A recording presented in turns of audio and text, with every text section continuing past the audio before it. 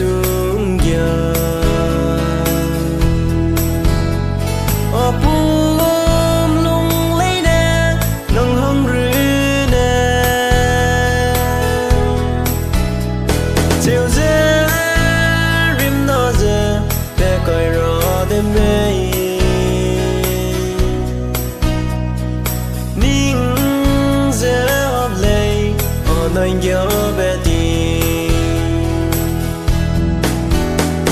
nằm chung ngâu mắt dễ mầm rơ đê mê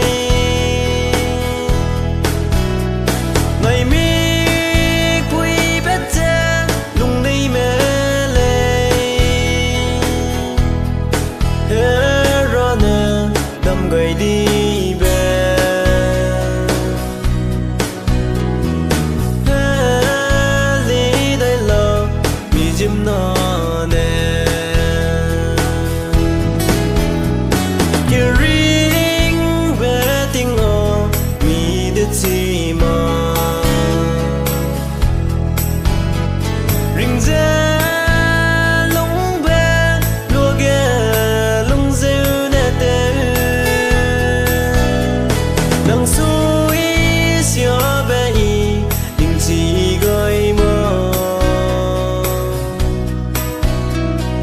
chỉ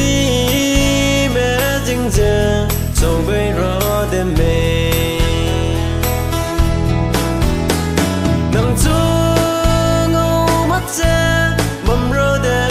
mê mày mi quy bét dè lung đi mê lê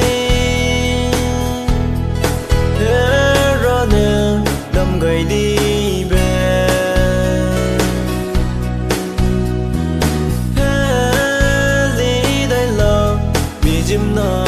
nè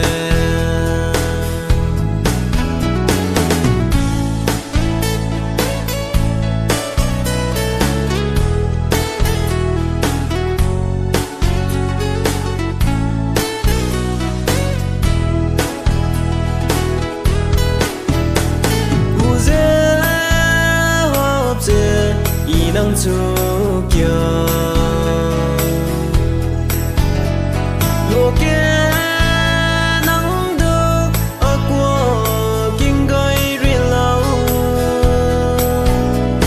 ở nơi cô xăm rìa ngày gầy xe lâu nó